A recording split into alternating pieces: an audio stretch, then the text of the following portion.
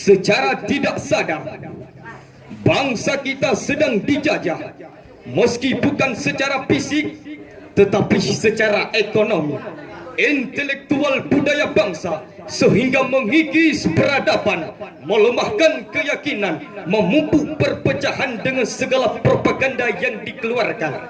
Seperti dampak pada pemberitaan ini.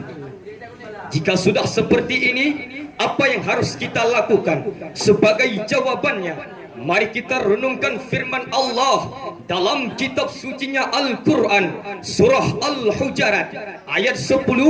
Allah berfirman, A'udzu billahi minasyaitonir rajim. Bismillahirrahmanirrahim. Innamal mu'minuna ikhwatun faslihu baina akhawaykum wattaqullaha la'allakum turhamun. Para hadirin Dewan Hakim yang saya muliakan, pada suatu hari nanti akan datang di tengah-tengah kamu, wahai umat Islam, di mana orang lain di sekeliling kamu akan bersatu mengerugumi kamu, seperti bersatunya orang-orang yang mengerugumi makanan di atas meja hidangan.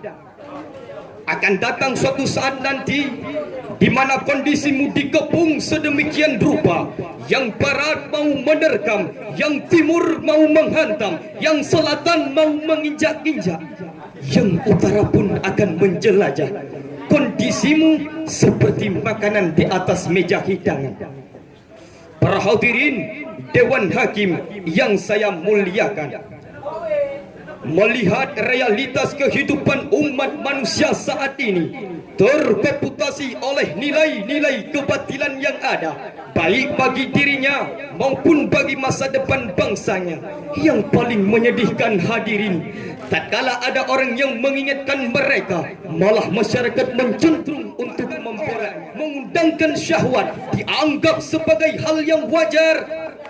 Tapi giliran seorang kiai menegakkan amal ma'ruf nahi mungkar dianggap sebagai hal yang kurang ajar.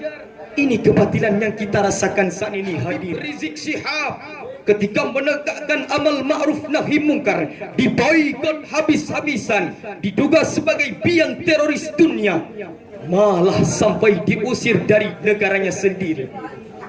Benarkah ini yang dinamakan keadilan? Keutamaannya mereka pengkhianat keadilan dan juga pendukung utama dalam kemungkaran.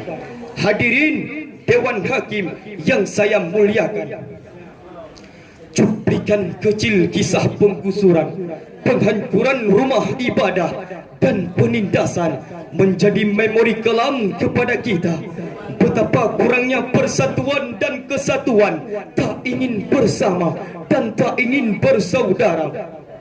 Diawali penggusuran masjid di Tuban, penyerangan terhadap ulama di Lamongan, perusakan gereja Santa Dunia Sulaiman, 2 tingkah brutal terhadap tokoh Islam, persekusi terhadap biksu di Tenggelam, ancaman bom di Karawang, pula di Lumajang dirusak orang tak dikenal.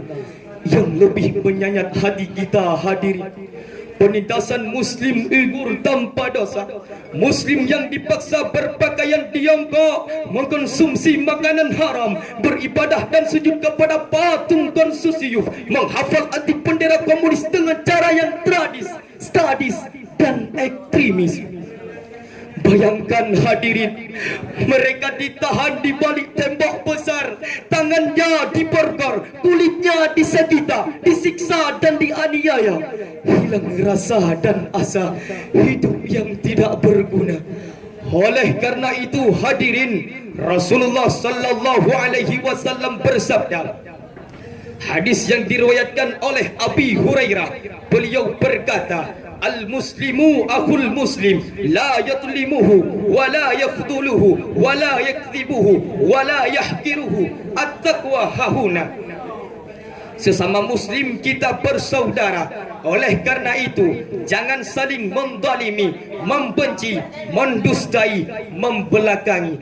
Disitulah terjadi takwa.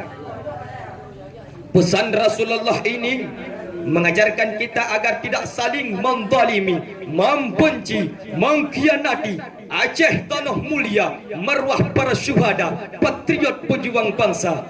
Hadirin, jika sikap ini diimplementasikan dalam sehari-hari, insya-Allah persatuan dan kesatuan akan menjelma dalam kehidupan kita. Bangsa kita akan makmur dan subur dalam ranah kejayaan, jauh dari perpecahan.